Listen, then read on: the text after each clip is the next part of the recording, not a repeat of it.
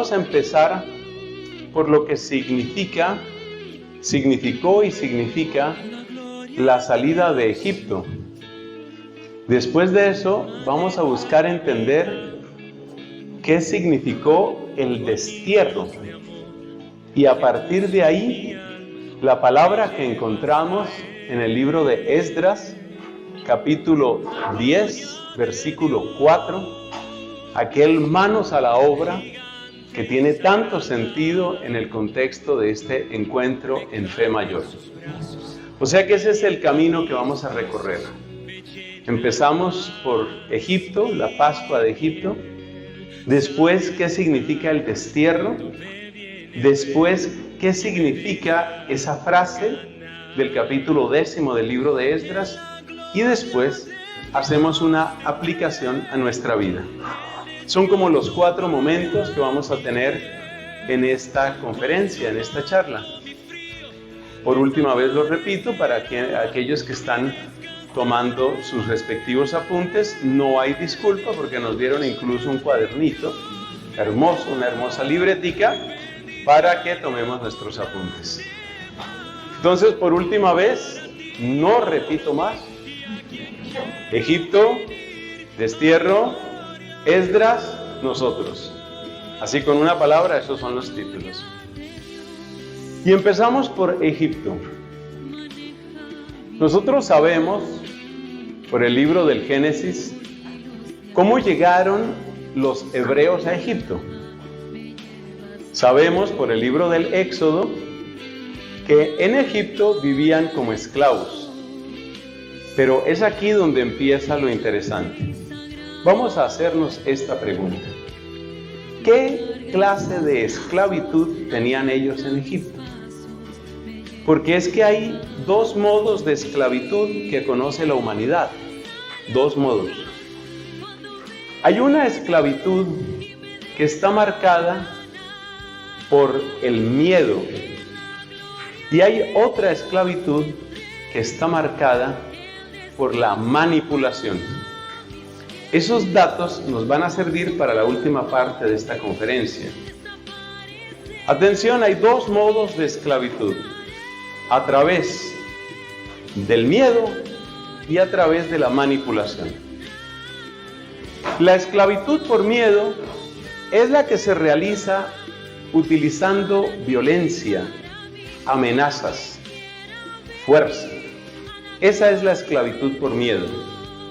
Pensemos lo que sucede cuando una persona recibe una amenaza directa, por ejemplo, con un arma de fuego. Vas a hacer esto o te mato. Esa es una presión, es una fuerza sobre la voluntad de otra persona. Hay esclavitud por miedo, que se basa simplemente en la fuerza. La esclavitud por miedo parece bastante eficaz, pero la verdad es que en el ser humano hay un deseo tan profundo de libertad que la esclavitud por miedo solo funciona durante un tiempo. Después de ese tiempo, cualquiera de nosotros está dispuesto a hacer lo que sea hasta hacerse matar. Hay una frase muy famosa, olvido ahora su autor, pero es famosa. Una frase muy famosa en el contexto de la guerra de independencia en los Estados Unidos de América. Es una frase que todo norteamericano aprende. Dadme libertad o dadme muerte. Esa frase identifica, esa frase retrata lo que hay en el corazón humano. Y esa frase también marca el límite de la esclavitud por miedo. A mí me impactó mucho ver cómo en el caso de los campos de concentración que tenían los nazis, hubo gente que se hizo matar, hubo gente que despedazó su cuerpo tratando de escapar. Una de las barreras que tenían los campos de concentración es este alambre que tiene púas, alambre de púas, y había gente que se lanzaba contra los alambres de púas, despedazando sus carnes, trepando por esos alambres, destrozando su cuerpo, recibiendo impactos de bala hasta caer muertos, con tal de buscar su libertad. Dadme libertad o dadme muerte. O sea que la esclavitud por violencia, la esclavitud a la fuerza, la esclavitud por miedo tiene un límite.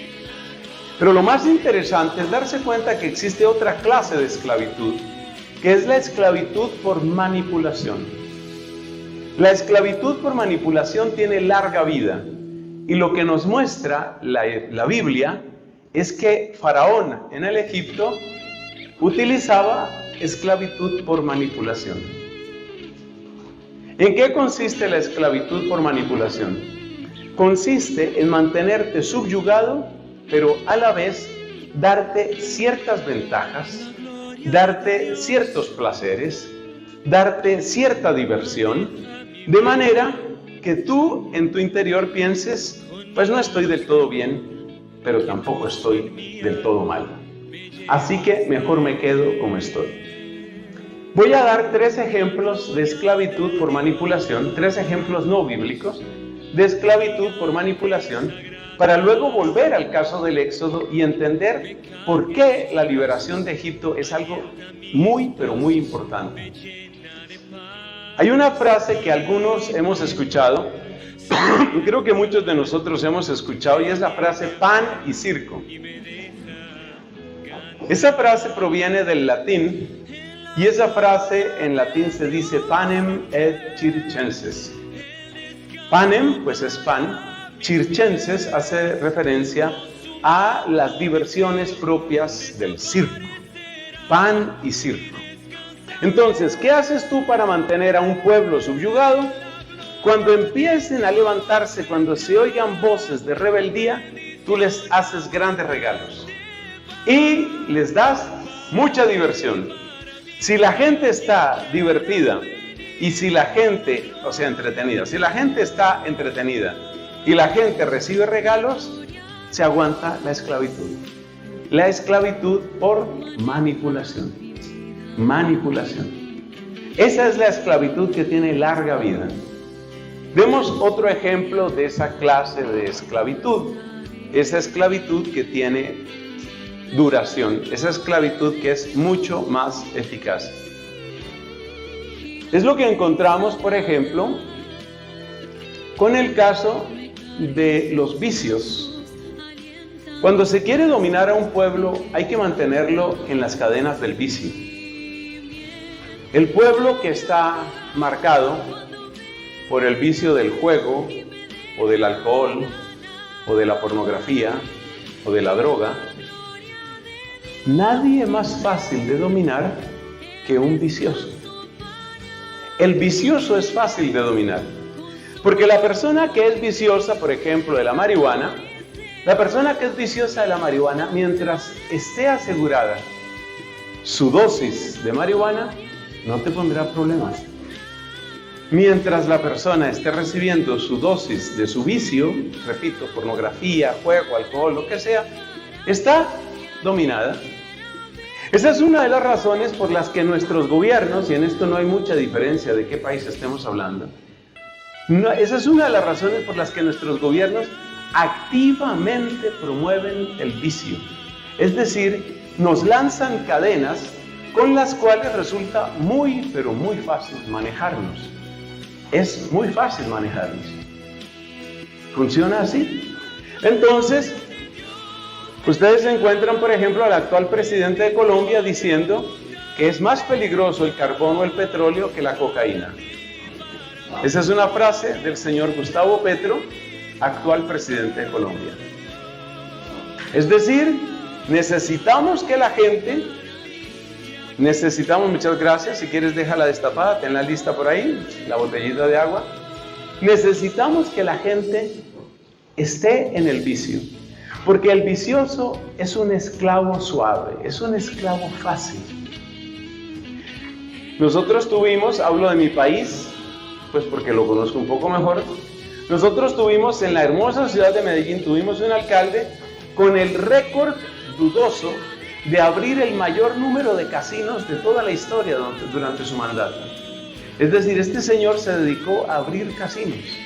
Por supuesto, eso supuso unas grandes entradas para el municipio de Medellín y supuso una especie de popularidad. Pero lo más importante es darnos cuenta de que esa es la esclavitud por seducción, la esclavitud por manipulación. El tercer ejemplo que quiero dar proviene de la izquierda política.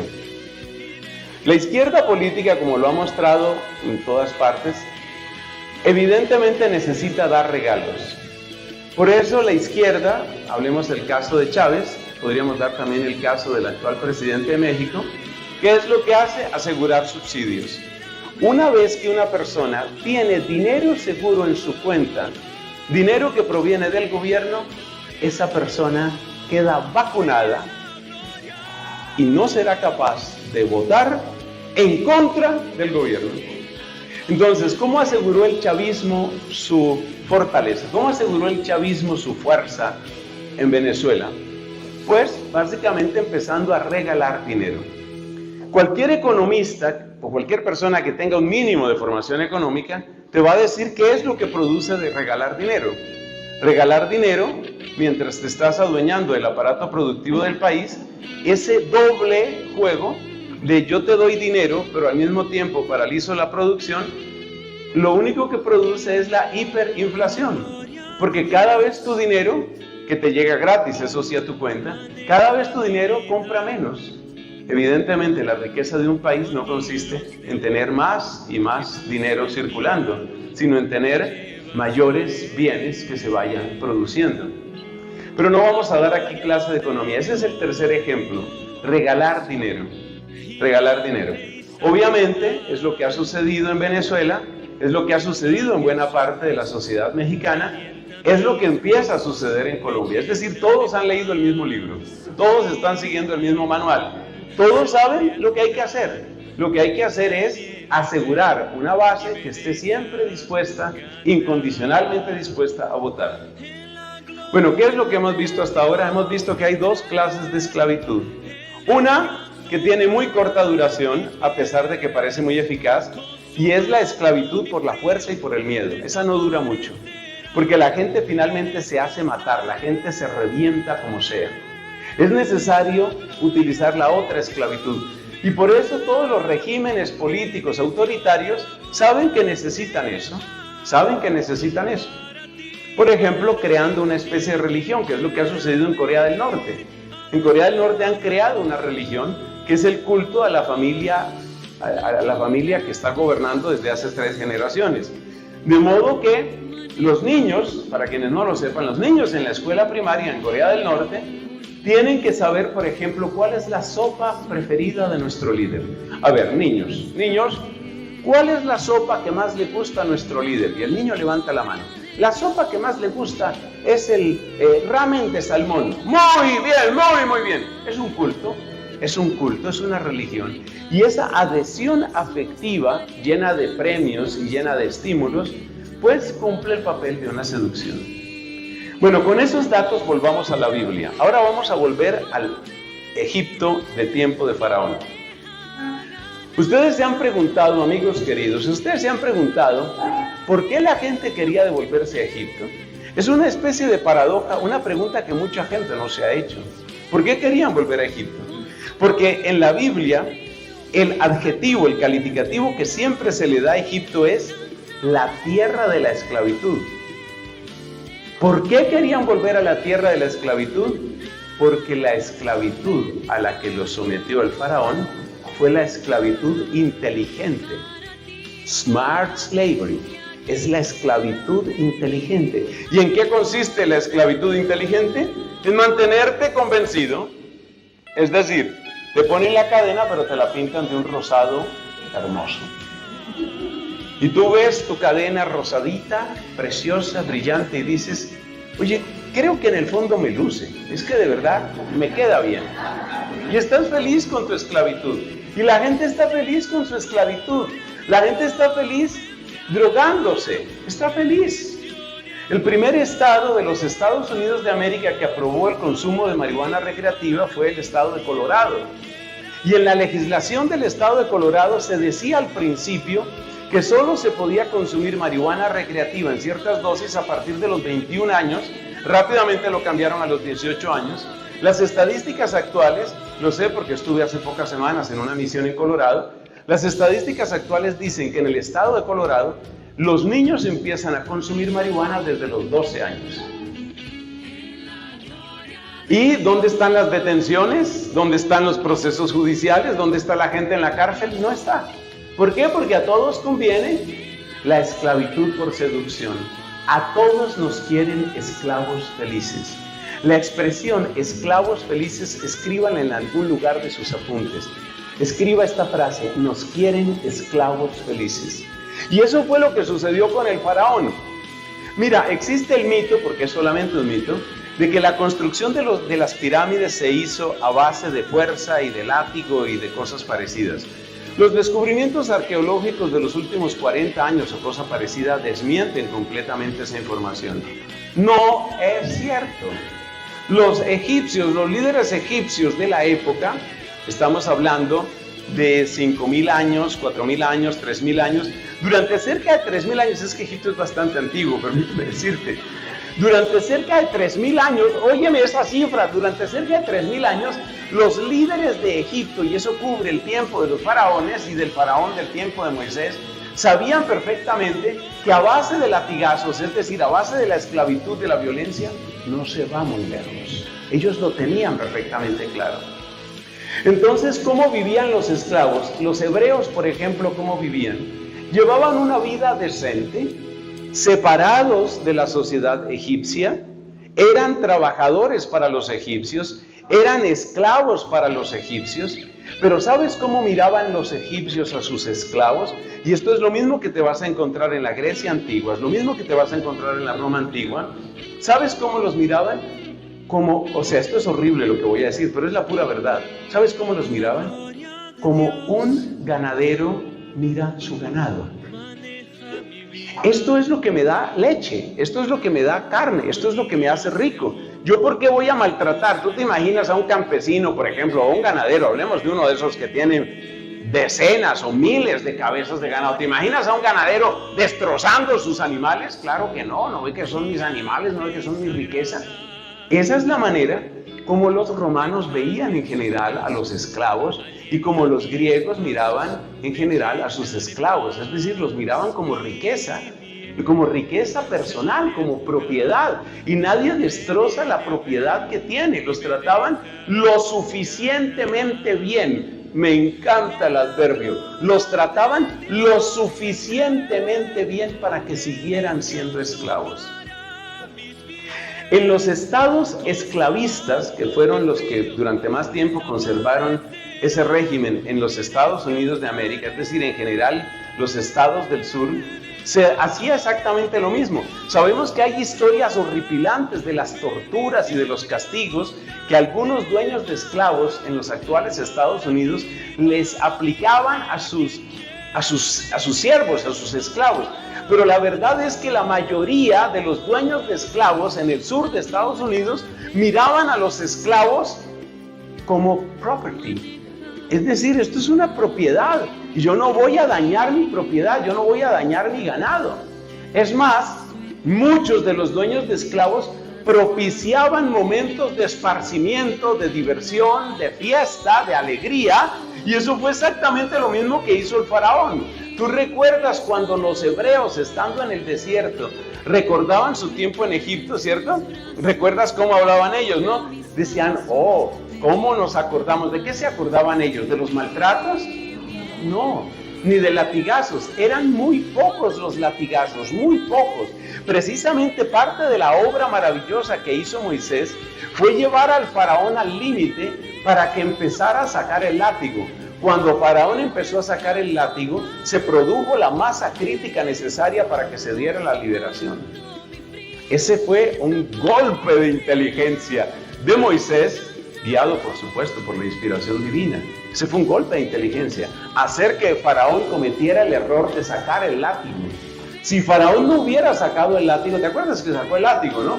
Porque fue Moisés allá y le dijo, mira, Dios manda decir que deje salir a mi pueblo para que 3 días durante el desierto, atravesando el desierto para que me rindan culto. Y Faraón dijo, no, eso sí no puede ser, ¿por qué estás distrayendo a la gente? Eso no puede ser. pues de ahora en adelante les va a tocar trabajar más. Ahí Faraón cometió su primer gravísimo error, porque ahí sacó el látigo. Y cuando tú empiezas a golpear a la gente y a maltratar a la gente, empiezas a producir los rebeldes que un día te van a derribar a ti. Bueno, entonces tenemos que afirmar que la esclavitud en Egipto hay que llamarla esclavitud inteligente. Esclavitud inteligente.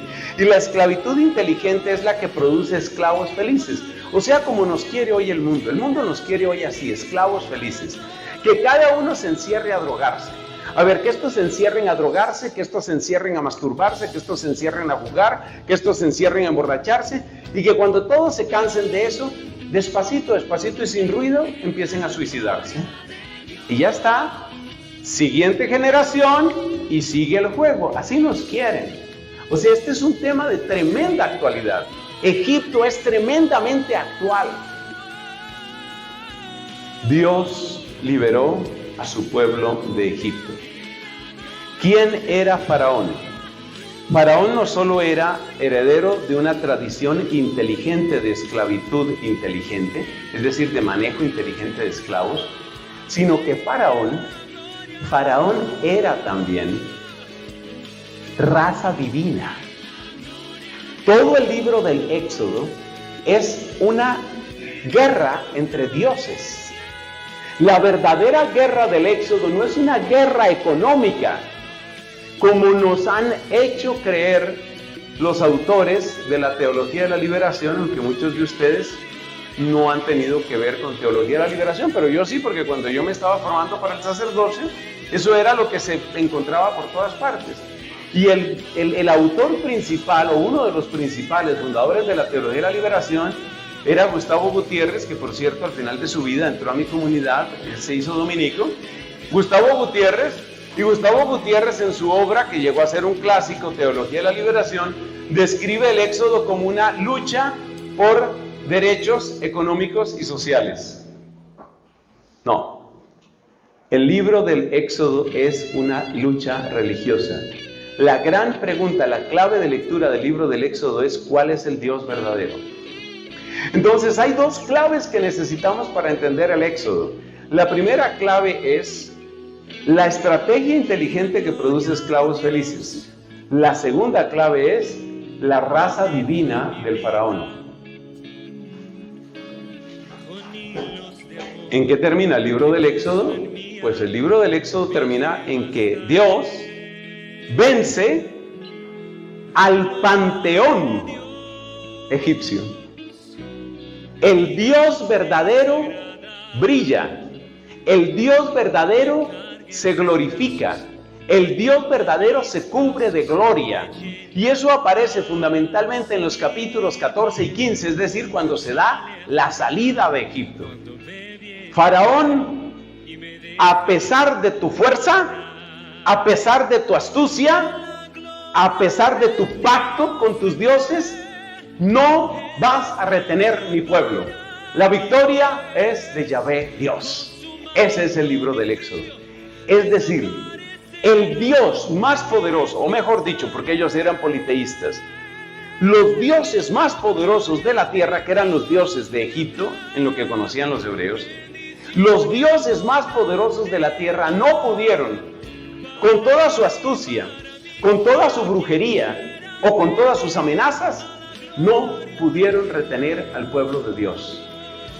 El Señor extendió su brazo, liberó a su pueblo. El Señor peleó por su pueblo, el Señor liberó a su pueblo. Lo sacó de las tres garras, porque no era una. ¿Cuáles eran las tres garras de Egipto? Eso también te sirve, ahí te sirve para tus predicaciones, para tu fe. Las tres garras de Egipto eran la brujería, la astucia y la fuerza, porque las tres cosas tenía Faraón. Brujos, Egipto estaba montado sobre brujería, por eso todos estos líderes neopaganos que tenemos en América Latina, todos están cundidos de brujería. Para ellos es muy importante, y por eso su palabra favorita, una de sus palabras favoritas es lo indígena, lo ancestral. No les interesan los indígenas, no les interesa la verdad histórica de lo que sucedía con los indígenas o lo que pasó en ese momento. Eso no les interesa.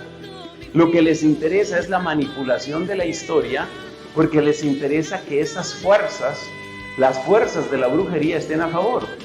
Hay fotos, por ejemplo, de cómo mientras se está discutiendo un cierto proyecto de ley, llámese reforma tributaria en mi país, Colombia, en el mismo recinto donde se está discutiendo, hay gente haciendo brujería, ahí en una esquina. La brujería, eso es tan real hoy como era en aquel tiempo. Y la gente cree que los demonios se fueron del mundo cuando desaparecieron las hadas madrinas. No. Entonces, ¿cuáles eran las tres garras del faraón? Eran la brujería, la astucia y la fuerza, las amenazas. La fuerza fue la última que sacó Faraón y la sacó en un acto de desesperación. Cuando llega Moisés y le dice, es que me los llevo, entonces Faraón dice, pues que no te los llevas y entonces ahora... Mire, les voy a dar un dato exegético importante en esto. Ustedes recuerdan la frase que le dice Faraón a Moisés, eso está en el capítulo 4 del Éxodo, cuando le dice, unos perezosos es lo que son ustedes. De ahora en adelante ya no se les dará paja para la elaboración de los ladrillos. Tendrán que buscarla ustedes. ¿Qué se deduce de esa frase? Se deduce que ellos no eran esclavos sometidos a golpes, sino que se les daban los elementos necesarios para su trabajo. O sea que quítate la idea de que Faraón maltrataba todo el tiempo a los esclavos. No, él no era torpe. Él les daba lo necesario para que trabajaran para él. Como el ganadero, como el dueño de hacienda, les da a las vacas la sal y los alimentos y los antibióticos y lo que les tenga que dar. Entonces las tres garras, brujería, astucia y el último recurso, la fuerza. Pero Dios sacó a su pueblo. Dios venció, o sea, Yahvé Dios venció a los dioses de Egipto, que eran los dioses más poderosos de aquel tiempo. Ahora yo me hago esta pregunta antes de terminar esa primera parte, porque dijimos que esta conferencia tenía 4 partes. Ahora yo hago esta pregunta, esas tres garras que acabo de mencionar, ¿están presentes en nuestro tiempo? ¿Ustedes qué dicen? Sí. Que clarísimo, que la brujería está súper presente y que la combinación de estas tres, brujería, astucia y amenazas, está súper presente, completamente presente. Y la astucia está ahí, y la combinación está ahí. Si tú entras, por ejemplo, a internet y buscas la palabra meditación en el idioma que prefieras, y buscas la palabra meditación, te vas a encontrar que la palabra meditación ha sido secuestrada completamente por la nueva era y lo que se le parezca, ha sido secuestrada completamente. Es decir, para cualquier persona que tenga una búsqueda espiritual, ya es claro que tiene que seguir el camino que le marca el orientalismo ese o la nueva era. Bueno, pero entonces cerremos este primer punto. ¿Egipto qué fue? Egipto fue la gran victoria de Dios sobre la triple garra de Egipto. Dije mal la frase, me corrijo. ¿Qué fue la Pascua? Fue, a ver, Nelson, dígalo en orden. La gran victoria de Dios sobre los poderosos dioses de Egipto. Ahora sí está bien. La gran victoria de Dios sobre, incluso puede agregar, sobre las garras, las tres garras de los poderosos dioses de Egipto. ¿Cuáles eran las tres garras? Lo repetimos por última vez. Eran la brujería, es decir, todo tipo de idolatría, etc. Segundo, la astucia. ¿Y la astucia en qué consiste? En mantenerte contento, que estés feliz, que tengas una sonrisa estúpida todo el día y que tú consideres que tú eres feliz. Mira, soy tan libre, es decir, soy una mujer tan libre que ya he matado 4 hijos, soy libre, yo mato cuando quiera, soy libre. Soy tan libre que me drogué ayer, hoy y mañana me voy a drogar, soy libre, soy súper libre. Eso es lo que nos quieren estúpidos. Nos quieren esclavos felices, así es como nos quieren, la astucia. Y si no funcionas, entonces vendrá la fuerza. ¿Y dónde aparece la fuerza? Bueno, la fuerza puede ser, por ejemplo, desaparecer a un obispo. Esa es una manera de fuerza, ¿no? Entonces, en este momento, nadie da razón de dónde está el obispo Álvarez en Nicaragua. Nadie da razón. Es posible que no lo estén torturando. Mi hipótesis es que no lo están torturando. Pero ese no es nuestro tema aquí. Le dejo simplemente esa inquietud. Pero aparece la fuerza aparece. Finalmente te silencian, finalmente te bloquean, finalmente te cierran el canal de YouTube, finalmente la fuerza llega. La fuerza llega, lo que pasa es que tratan de esconder el látigo hasta el último momento. Hasta el último momento tratan de esconderlo. Hasta cuando llega Moisés, y Moisés, bendita sea su memoria, fue el que le hizo sacar el látigo a Faraón. Ustedes se dan cuenta que cuando Faraón saca el látigo, o sea, cuando empieza a castigar a los hebreos, ustedes se dan cuenta que Moisés no se asusta. Este es un dato muy importante. Moisés no se preocupa. Y si usted sigue leyendo el texto del Éxodo, usted se da cuenta que Moisés está en una serenidad tremenda. Los ancianos de Israel sí se preocupan. Mira cómo nos van a maltratar. Y Faraón amenaza, pero Moisés está en una serenidad total. Porque Dios estaba destruyendo la fachada de persona amigable y de persona amable que tenía Faraón. Entonces, ¿qué es Egipto? Es la gran victoria de Dios sobre las 3 garras de los dioses de Egipto. Pasemos a la segunda parte. La segunda parte, ¿cómo se llamaba? Destierro. Destierro. Gracias a Dios, hay mucha gente atenta. Es la ventaja de que te pongan la primera conferencia del encuentro. La gente está fresca, la gente responde. Ya quiero verlos más adelante cómo sigue esto. Hablemos del destierro. Entonces le voy a contar una frase que aprendí hace años. Trato de darle siempre la mejor calidad de lo que he podido aprender. ¿Sabes cuál es la definición del destierro? Porque uno no entiende. O sea, en nuestro mundo, más o menos, a saber, ¿hasta cuándo el destierro fue un castigo así usual? En el mundo antiguo el destierro funcionó más o menos hasta el siglo V, siglo VI. Luego el Imperio Británico volvió a aplicar el destierro, pero solo en casos muy específicos. Así, por ejemplo, en el siglo XIX lo aplicaron con Napoleón. Pero eso es realmente una excepción. O sea que uno no entiende lo que es el destierro. Es más, hoy por hoy nuestros jóvenes no tienen ni idea de lo que es el destierro y al contrario muchos piensan que no hay nada mejor que irse del país. ¿No les ha pasado eso con algunos jóvenes que sienten eso? Es decir, yo estoy aquí, pero yo soy ciudadano del mundo. Mi verdadera residencia se llama Canadá, se llama Estados Unidos, se llama Australia, se llama Reino Unido. Bueno, o sea que no entendemos lo que es destierro.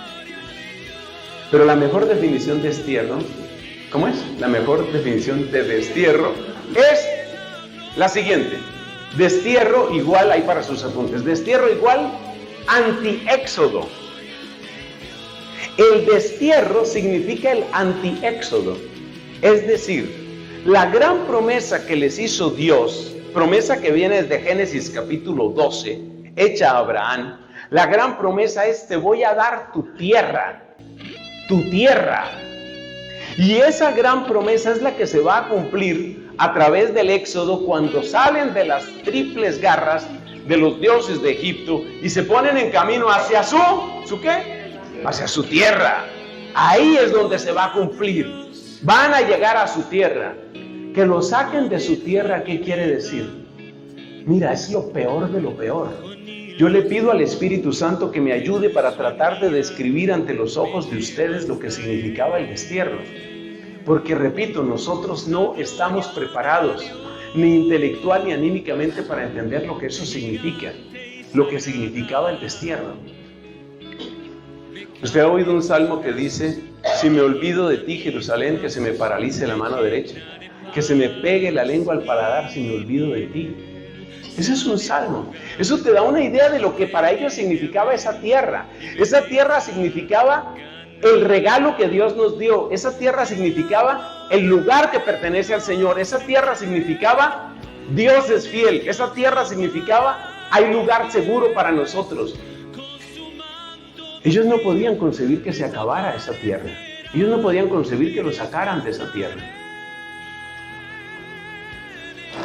Resulta que se multiplicaron los pecados en la tierra que Dios les dio. ¿Desde cuándo empiezan a multiplicarse los pecados? Pues eso es fácil de ver con la cronología para orientarnos. El rey David reinó unos 1000 años antes de Cristo. Después del rey David sigue Salomón.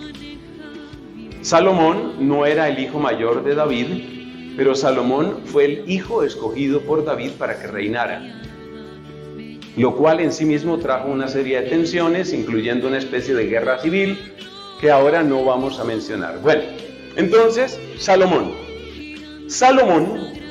quería consolidar el poder que había logrado su papá, o sea, el rey David.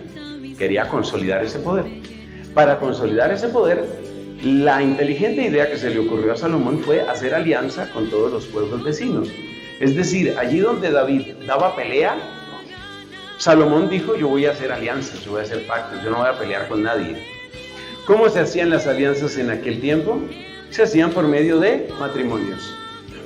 ¿Por qué se hacían alianzas con matrimonios? Respuesta. Se hacían alianzas con matrimonios por la siguiente razón. Si usted es un rey y yo soy otro rey y estamos de pelea, pues yo tengo que eliminarlo a usted. Pero no es solo eliminarlo a usted, yo tengo que eliminar a sus hijos. ¿Por qué tengo que eliminar a sus hijos? Porque si yo lo elimino a usted, pero no elimino a su hijo pequeñito, chiquito, bonito, va a crecer. Y cuando crezca, se va a acordar que yo le maté al papá y entonces el hijo va a ser mi enemigo. Entonces, la ley en el Antiguo Oriente, en el Antiguo Medio Oriente, la ley era que había que exterminar familias enteras. Esa era la ley, hay que acabar con todos. ¿Y cuál es la manera de no acabar con todos? Pues la manera es por medio de matrimonios. Resulta que si yo me caso con una hija tuya y si yo te doy a mi hijo para que se case con otra hija o así, intercambiamos hijos para que se casen o intercambiamos hijas, quiere decir que el hijo que nazca, por ejemplo, tú me das a una hija tuya para que yo me case con ella. Entonces el hijo que nazca de ahí tiene sangre mía y tiene sangre tuya. Entonces tú no vas a matar a esa criatura. Así se hacían las alianzas en aquel tiempo. Las alianzas funcionaban a base de matrimonios y a base de tener hartos hijos, hartos hijos. La industria de preservativos no funcionaba en aquella época. Había que tener muchos hijos con todo el mundo. Además que tener muchos hijos era señal de poder. Entonces Salomón dijo: bueno, si la cosa es teniendo muchos hijos, yo para eso soy bueno. Y Salomón empezó a celebrar matrimonio con toda tribu, clan, grupo, vecino, el que fuera, el que pasara por el frente. Espere, yo me caso con usted. Y empezó a acumular esposas y empezó a acumular concubinas.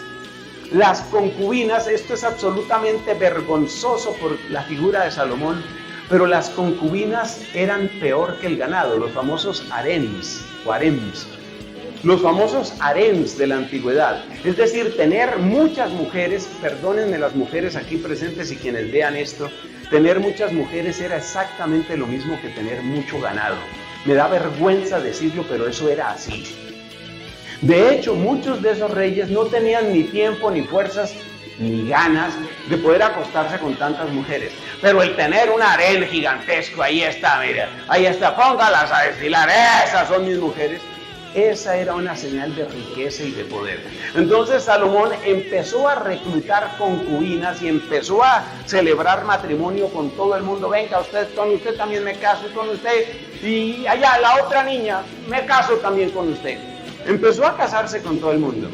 Muchas de esas muchachas llegaron a Jerusalén y nos dice la Sagrada Escritura que ellas llegaban, sí, se casaban con Salomón, claro, y sabían que sus matrimonios no tenían ningún valor y que él no iba a ser realmente un esposo para ellas, pero ellas llevaban sus propios cultos, de manera que la idolatría se implantó en el corazón mismo de Jerusalén desde la época de Salomón. Esto significa siglo X antes de Cristo. Desde esa época entró la idolatría de lleno en Jerusalén. Bueno, en esas circunstancias de debilidad espiritual interior, sin embargo, los hebreos no podían concebir que Dios abandonara su tierra, porque ellos pensaban: si esta es la tierra de Dios, Dios no va a abandonar su tierra. Es imposible que Dios abandone su tierra. Esas son las denuncias que usted se encuentra en el profeta Jeremías. Por eso Jeremías les dice: quítense esa falsa seguridad. El templo del Señor, el templo del Señor. Porque ellos creían: Dios jamás va a entregar esta tierra a manos enemigas y mucho menos va a entregar el templo. Bueno, todo parecía ir bien, ponle bien muy entre comillas.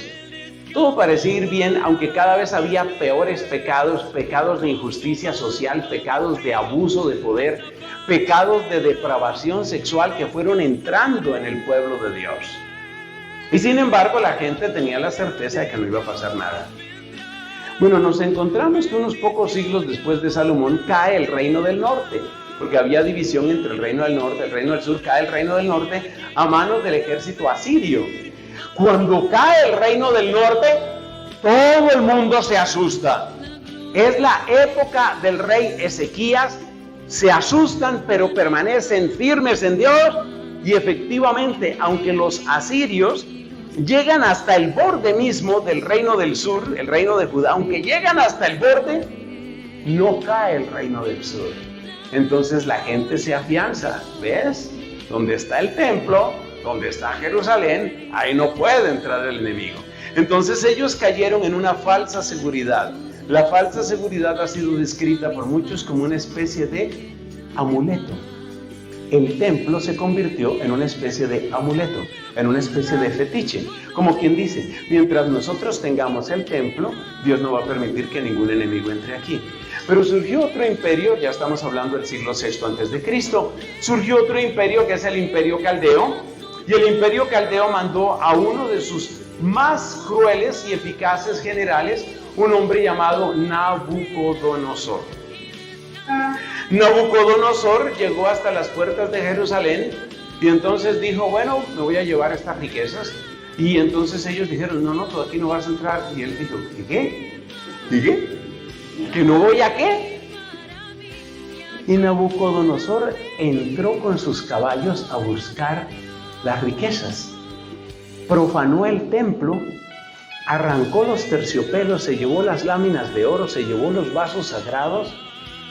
Eso era inconcebible para ellos. Y después de que recogió tan magnífico botín, Nabucodonosor se volvió a su ciudad, la ciudad capital del imperio caldeo. Esa ciudad se llamaba Babilonia. Babilonia, capital del imperio caldeo. La gente quedó en shock. ¿Cómo así? O sea, el tipo se entró, rompió todo, se llevó todo y se largó. Y no le pasó nada. O sea, no le cayó un rayo, no le dio un ataque, no, se llevó todo. O sea, profanó todo. ¿Te acuerdas que en el centro del templo había una cosa que se llamaba el Santo de los Santos, donde no debía entrar nadie sino solo el sumo sacerdote, y es una sola vez al año? Pues Nabucodonosor entró, él arrancaba cortinas. ¿Aquí qué hay? Aquí hay un arca de oro, llévensela. ¿Y aquí qué queda? Pero esa es la que arca ni que nada. Cállese, es lo que ha de hacer usted. Se llevó todo. Y estos quedaron en shock. Y dijeron: esto no puede estar sucediendo. De ese shock salieron dos voces: la voz de los profetas falsos y la voz de los profetas verdaderos. Profetas verdaderos son Jeremías, Ezequiel y algún otro.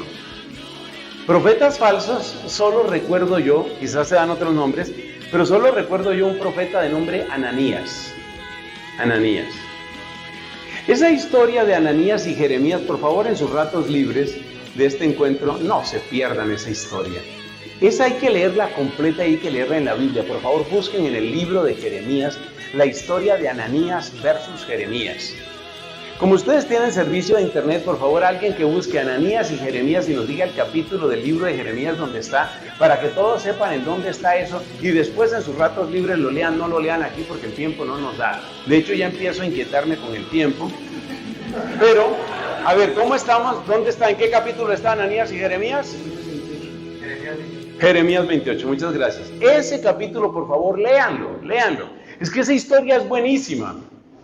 Como la gente estaba en shock, la gente estaba así completamente en shock, entonces Ananías empezó a tranquilizar a la gente y les dijo, miren, ¿saben una cosa? No se preocupen tanto. Dios no va a permitir que su templo sea más profanado. No se preocupen, no se tensionen. Por favor, que baje la tensión arterial. No se angustien. Y se atrevió Ananías a hacer esta promesa de parte de Dios. Dice el Señor, antes de 2 años va a regresar todo lo que se llevó Nabucodonosor. La gente sintió un alivio. La gente dijo, como dicen en inglés, yo creo que ahí surgió el idioma inglés. La gente dijo, ok, this means back to normal. O sea, todo va a regresar a la normalidad. Y por favor, alguien que escriba, por ejemplo usted que tiene cara de buena persona, escriba eso, de vuelta a la normalidad, porque esa frase nos va a servir al final de esta conferencia. De vuelta a la normalidad. La gente cree que las soluciones son que todo vuelva a ser como era. La gente cree que simplemente regresemos a como era. Esa fue la promesa de Ananías. Ananías le dijo a la gente, don't worry, back to normal, just in 2 years' time. No se preocupen, 2 años y todo volverá a la normalidad. Y eso es lo que la gente quiere oír. La gente lo que quiere oír es eso. Todo volverá de vuelta a la normalidad. No nos preocupemos, no nos estresemos, no te preocupes. Jeremías oyó lo que decía Ananías, más o menos con esta cara que yo tengo ahora.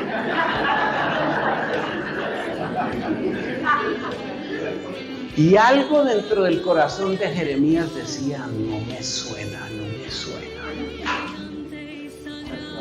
¿Por qué? Para que escriba por favor ahí en lo que usted me va a recordar al final. ¿Por qué? ¿Qué era lo que faltaba en la palabra de Ananías? Faltaba la palabra arrepentimiento. Es decir, Ananías estaba diciendo, vamos a volver a la normalidad sin arrepentimiento. Engaño, engaño, engaño. O como dicen ahora los muchachos, red flag, red flag, red flag. Engaño, engaño. Cualquier persona que te diga tranquilo que todo va a seguir como está y no te hable de arrepentimiento. Cualquier sacerdote que no te hable de arrepentimiento, cualquier predicador que no predique arrepentimiento, es un Ananías. Es un Ananías. Hay 3 personas de nombre Ananías en la Biblia. Uno es este de Ananías de Jeremías 28. Hay otro Ananías en el libro de los Hechos de los Apóstoles que no es mejor que este Ananías, pero por supuesto son personas distintas. Y hay otro Ananías que ahora no me acuerdo dónde está, pero el que está. Son 3 Ananías. Pero ahora ponle cuidado. Entonces, ¿cuál fue la fuerza de este Ananías falso profeta? La fuerza de Ananías fue, no se preocupen, todo volverá a la normalidad, no se preocupen. ¿Qué fue lo que le faltó a Ananías? No predicó conversión. Cuando un sacerdote te dice, mira, tú te separaste de tu esposa, ¿cierto? Estás viviendo con la que fue tu secretaria, ¿cierto?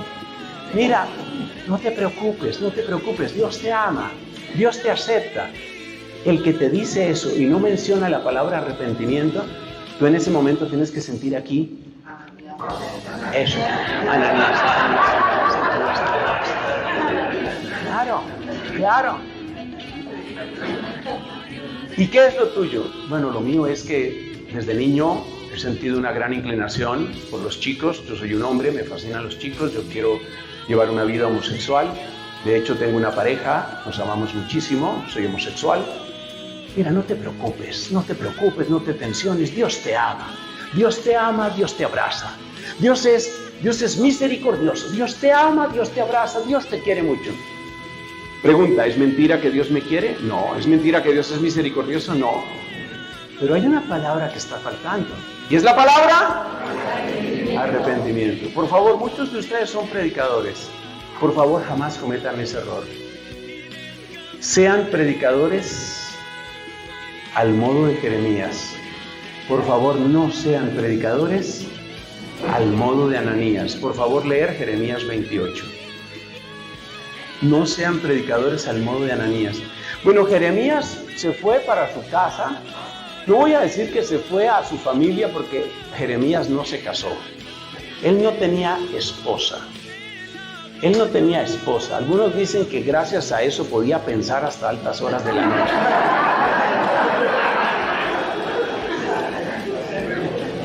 Mal chiste, mal chiste. Acércame un poquito esto, por favor. Oye, olviden eso, por favor, delete. Eso nunca fue pronunciado.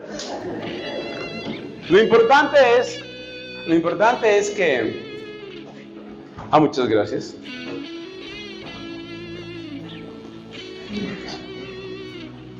Lo importante es que Jeremías se fue a su casa, se puso a pensar y dijo: esto no tiene sentido, así no es. ¿Qué era lo que echaba de menos Jeremías? Ya sabemos. ¿La palabra? Por favor, ¿la quieren decir todos para que no se nos olvide predicarle la palabra? ¡Arrepentimiento! Esa es la palabra. ¿Cuál es la primera palabra que dice Jesús en su predicación según el Evangelio de San Marcos, capítulo 1? Conviértanse. Eso es lo primero que dice Jesús. Y el cantante, el compositor, el predicador, el sacerdote, lo primero que tiene que decir es: conviértanse, dejen el pecado. Como dice Isaías, dejen de obrar el mal, aprendan a obrar el bien. Ese es el lenguaje de la Biblia. Y ese es el lenguaje que tiene que estar en nuestras canciones. Ese es el lenguaje que tiene que estar en nuestra predicación. Entonces Jeremías al otro día llamó a Ananías, o se encontró con él ahí en la plaza, y le dijo: Ananías, a ti no te ha mandado el Señor. ¿Por qué estaba Jeremías tan seguro? Porque faltaba la palabra que hemos dicho. Jeremías lo miró. Por favor, ténganle miedo a la mirada de Jeremías. Y si se les aparece Jeremías esta noche,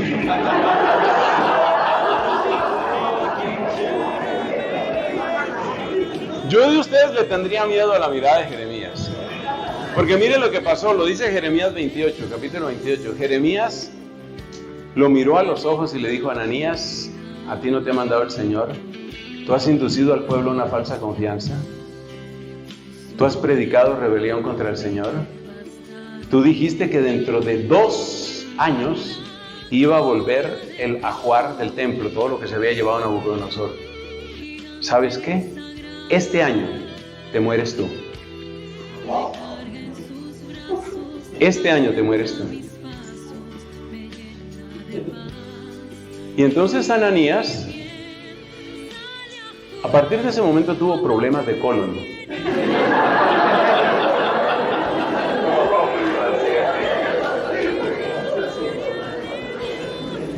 Cuando se les aparezca Jeremías en sueños, por favor, confiésense pronto.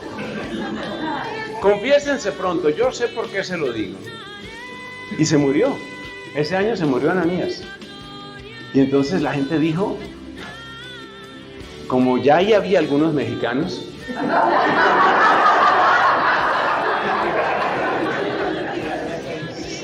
¿sabe qué dijeron? Dijeron: ¿a poco que era verdad? ¿A poco que era verdad? Bueno, resumiendo, acerca de los 2 años volvió otro general. Ya Nabucodonosor ya no era general, sino que reinaba en Babilonia, y mandó a un general suyo que era peor que él, llamado Nebuzardán. Nebuzardán destrozó la ciudad de Jerusalén y se llevó a todo el pueblo. ¿Y qué es el destierro? El destierro es el ¿anti qué? ¿Y usted entiende por qué? Usted entiende por qué, pero se lo digo aquí en una frase. Si Dios fue más poderoso que los dioses de Egipto, sacando a su pueblo de Egipto y llevándolo a su tierra, que ahora los dioses de los caldeos le den fuerza a Nebuzardán para sacarnos de Jerusalén, ¿en dónde deja la gloria de Dios? No sé si se entiende. No sé si se entiende. Es decir, si Dios venció a los dioses de Egipto, los dioses de los caldeos vencieron a Yahvé. O sea, fue la crisis de fe más espantosa. Si usted quiere saber cuál es el sabor de la muerte, hay un libro que nos habla de cuál es el sabor de la muerte. Ese libro es el libro de las Lamentaciones. Tiene 5 capítulos. Cada uno de esos 5 capítulos, siguiendo el alefato, es decir, lo que nosotros llamaríamos el alfabeto hebreo, describe la tragedia del destierro. A eso sabe la muerte. La Biblia nos dice a qué sabe el cáliz de la muerte. Libro de las Lamentaciones. Entonces, esta gente supo a qué sabía la muerte. Ellos experimentaron la muerte y así se fueron a Babilonia. Muerte no es solamente los que murieron en combate. Muerte no es solamente los que murieron de hambre, porque Nebuzardán lo que hizo fue sitiar a Jerusalén. Y después de sitiarlos pasaron por una situación tan desesperada que la gente cometía canibalismo. Es el único lugar de la Biblia donde se habla de canibalismo. El pueblo desesperado llegaba a comer cadáveres y a matar gente para comérsela. Fue un acto de desesperación, fue el pozo más profundo, el lugar más hondo, la caída más honda de todo el Antiguo Testamento se llama el destierro. Bueno, durante cerca de 70 años estuvieron en Babilonia, pasamos a la tercera parte. ¿Cómo se llamaba la tercera parte? Esdras. Resulta que los caldeos eran muy poderosos. Muy poderosos. Pero a cada imperio le llega su hora. Surgió otro imperio, el imperio persa, con su hermosa capital en la ciudad de Persépolis, de la cual se han hecho reconstrucciones. Era muy, muy hermosa Persépolis.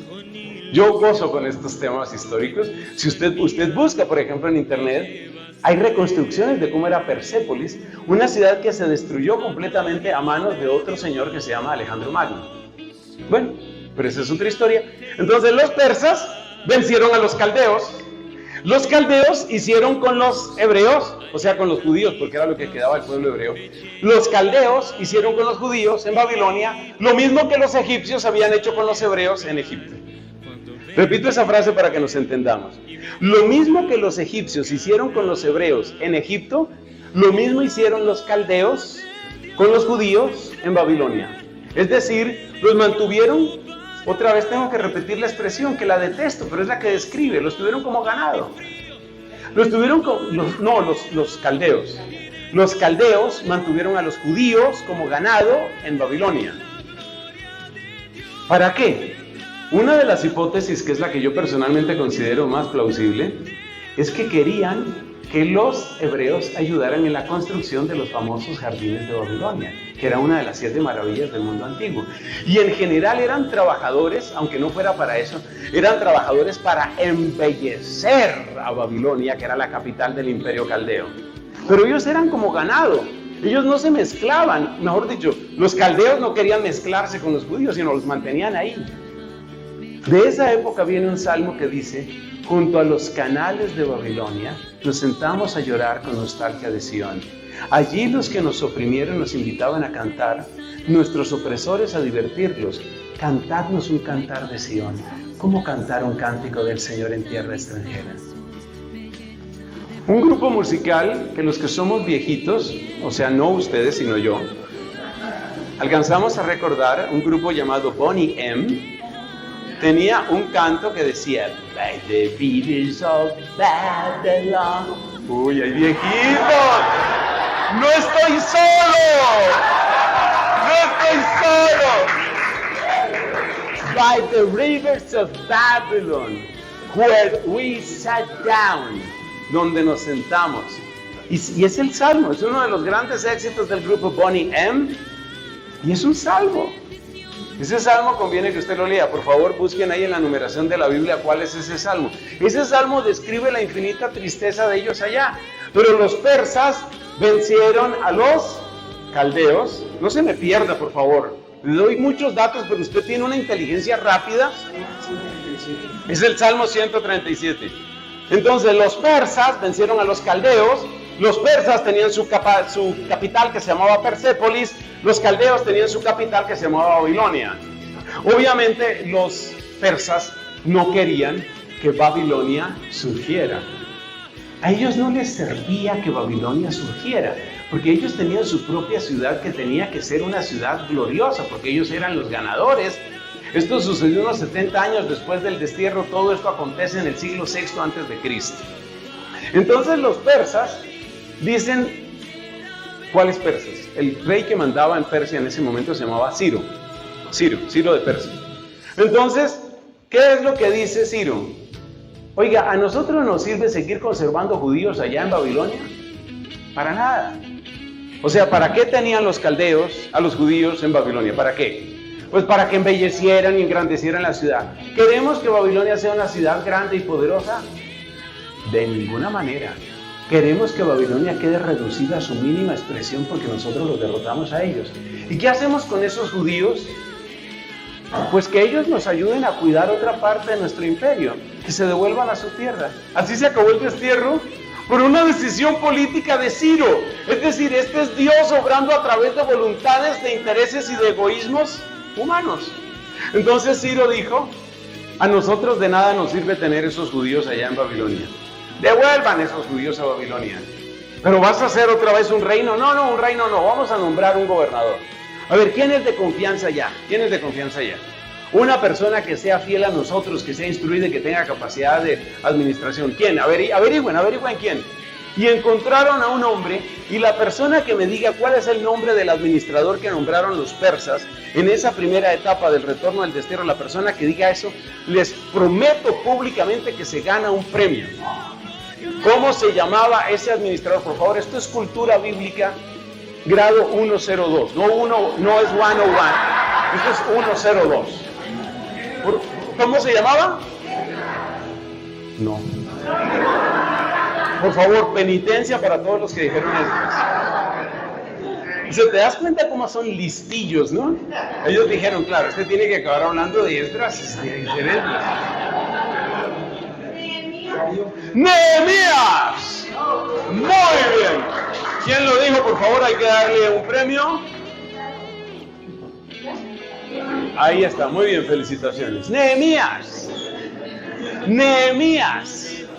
Entonces Nehemías no fue rey, Nehemías fue un administrador puesto por los persas para que ayudara en la reconstrucción de Jerusalén y sus alrededores, de manera que se convirtiera en tierra productiva para el imperio persa.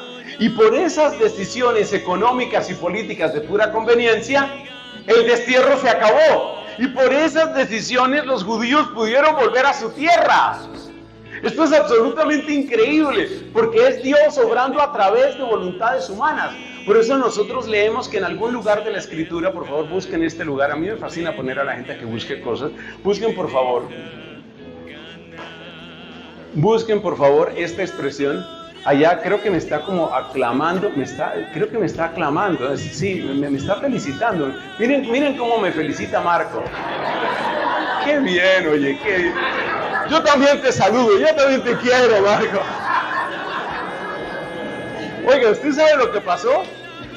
Donde dice, Ciro, bastón de mi ira. Ciro, bastón de mi ira. Ciro fue un instrumento de Dios. Ciro era un pagano, pero fue una herramienta de Dios. Fue un instrumento de Dios para que el pueblo judío pudiera volver a Jerusalén. Y esto es increíble, porque es Dios utilizando voluntades humanas. Cuando ellos llegaron a Jerusalén, a Nehemías le esperaba muchísimo trabajo, pero muchísimo.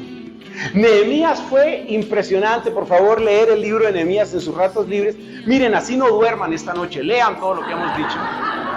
Lean el libro de Nehemías, es impresionante. El único defecto que tiene Nehemías, o sea, yo por eso no lo canonizo, es que era como un poquito vanidoso. 2 o 3 veces dice en su libro, esto fue todo lo que yo hice, que Dios me lo tenga en cuenta. Esto fue todo lo que yo logré. Sí, él exhibe un poquito su trabajo, pero hay que reconocer que el hombre era muy, pero muy bueno en la tarea que Dios le puso. De la misma época de Nehemías, un poquito después de Nehemías, encontramos al hombre que nos interesa, Esdras. Ahora sí llegamos a Esdras. Esdras es un poco posterior a Nehemías, pero tenemos los libros de Nehemías, el libro de Esdras. Nehemías y Esdras pertenecen a la literatura post-destierro, post-exílica. Nehemías nos cuenta la recuperación material. Esdras es el gran apóstol de la reconstrucción espiritual después del destierro. Por favor, escribe esa frase que te conviene. Esdras es el gran instrumento de Dios para la reconstrucción espiritual. Así como Nehemías era para la reconstrucción material, y Nehemías se encarga de que se puedan rehacer las murallas y se puedan volver a cultivar los campos y se empiece la reconstrucción del templo, de lo cual nos va a hablar el profeta Ageo. Así como Nehemías se encarga de la reconstrucción material, Esdras es el gran instrumento de Dios para la reconstrucción espiritual. Y hay una comparación que es muy útil entre Nehemías y Esdras. Usted puede decir esta frase: lo que Nehemías hizo materialmente, Esdras lo quiso y hasta cierto punto lo realizó espiritualmente. Entonces, Nehemías, ¿qué hizo? Volver otra vez productiva la tierra, que volviera a florecer la tierra, que se levantaran las murallas y pudiera ser protegida la ciudad santa, que el templo, que la gente volviera sus ojos hacia el templo. Eso logró Nehemías. Aplique eso espiritualmente. Eso fue lo que hizo Esdras. Es decir, que el corazón vuelva a florecer, que haya de nuevo murallas que protegen la obra de Dios en tu vida y que tus ojos se dirijan de nuevo a la gloria divina. Ese fue Esdras. Pero Esdras pasó por una crisis interior. Esdras se dio cuenta que el pecado había sido la causa más profunda de todas las desgracias que habían sucedido. Esdras se dio cuenta de esa realidad. Y Esdras, por ese motivo, entró en una tristeza profunda. Eso es lo que nos describe el capítulo 10 de Esdras. La tristeza, el llanto prolongado de Esdras, el llanto dolorido de Esdras, el dolor de Esdras de ver la devastación espiritual, así como Nehemías veía la devastación material. Y estando en esas circunstancias encontramos Esdras 10:4, que significa, en este contexto que hemos explicado: mira, ya no es tiempo de más llanto, ya lloraste y había que llorar. Ya te entristeciste, y sí, había que entristecerse. Ya lloraste, ya te entristeciste. Pero ahora, ¿ahora qué? Manos, levántate, manos a la obra. Levántate, manos a la obra. Ahora hay que trabajar. Ahora hay que trabajar. Y lo que hace Esdras es trabajar espiritualmente, fundamentalmente predicando la palabra de Dios, fundamentalmente llevando el mensaje, fundamentalmente edificando en el corazón. Llegamos así a la última parte de nuestra conferencia. Ahora para nosotros. Ahora para nosotros. Mis hermanos, a lo largo de esta charla o de esta plática nos hemos dado cuenta que todos estos acontecimientos bíblicos también suceden en nuestra época. Nos damos cuenta que también los dioses de Egipto siguen vivos, entre comillas, y siguen con sus tres garras. La brujería, confundiendo la fe de la gente. ¿Cuál era el otro? La astucia, manteniendo contenta a la gente. Y el último recurso, la fuerza. La fuerza es que no puedes entrar una Biblia en Arabia Saudita. La fuerza es que tú llegas a predicar en algún lugar de Corea del Norte y te encarcelan y no se vuelve a saber de ti. Esa es la fuerza. O sea, la fuerza existe. La fuerza. Eso sigue vivo. Pero ¿qué queda para nosotros? Mis hermanos, hoy el Señor, les digo con todo el amor, hoy el Señor nos llama a ser Esdras. Hoy el Señor nos llama a que en primer lugar, si no hemos llorado, lloremos. Hay que llorar. Hay que dolerse. Hay que dolerse de lo que está pasando en el mundo. Hay que dolerse de los planes espantosos que vienen especialmente para los niños y jóvenes. Hay que dolerse y hay que llorar. A mí me decía una vez en un retiro, me decía un muchacho que dirigió un ministerio de música: mire esta palabra que yo quiero que ustedes la copien si les gusta. Decía él, me preguntaba, ¿no? Padre, ¿por qué será que la voz me sale más bella cuando he llorado? A veces, para embellecer la voz, espiritualmente hablando, hay que llorar. Tu mejor manera de ser un artista de Dios es que tus ojos hayan llorado. Es decir, que te duela, como le dolió a Esdras, que te duela la ofensa contra Dios. Porque el dolor de Esdras, ¿cuál era? El dolor de Esdras era, la gente no le hizo caso al Señor, la gente no le hizo caso a Dios. Ese es el dolor de Esdras. Porque Esdras había mandado, porque la ley mandaba, no cometan el error que cometió Moisés. Es decir, dejen de estar buscando mujeres extranjeras para casarse. ¿El error que cometió quién? ¿Y yo qué dije? ¿Y yo qué dije? ¿Y cómo era? El error que cometió Salomón, pero gracias por corregirme. Gracias por corregirme, es importante. Entonces, no cometan el error que cometió Salomón. No cometan ese error. Y resulta que la gente sí lo cometió. ¿Y por qué lo cometió? ¿Qué era lo grave de casarse con mujeres extranjeras? Pues lo grave era que finalmente esas mujeres traían su idolatría, como de hecho sucedió. Y la Biblia dice, nunca hubo tanta idolatría en Jerusalén como en los tiempos de Salomón. O sea, el verdadero peligro no es la mujer, por supuesto. El verdadero peligro es la idolatría. Entonces Esdras llora, y Esdras llora porque hay idolatría. Y nosotros, hermanos, para cantar, para afinar espiritualmente nuestra voz, necesitamos que nos duela la gloria de Dios, porque dice el Evangelio de Juan, búsqueme la cita, por favor. ¿Cómo buscaréis la gloria de Dios vosotros que buscáis la gloria unos de otros? Si el cantante está buscando la gloria para sí, si el predicador está buscando la gloria para sí, su voz saldrá hermosa, según los cánones del solfeo, saldrá afinada, podrá ser incluso un éxito, pero ¿dónde quedará la gloria de Dios? Entonces necesitamos aprender de Esdras primero a llorar. Es decir, necesitamos aprender de Esdras que nos duele la gloria de Dios, que nos duele que Dios está siendo ofendido, que nos duele que se le está dando la espalda a Dios. Eso es lo que va a afinar tu voz. Tu papel como cantautor, tu papel como músico, no es acariciar, no es complacer los oídos de tu gente. Tu papel es darle la gloria a Dios.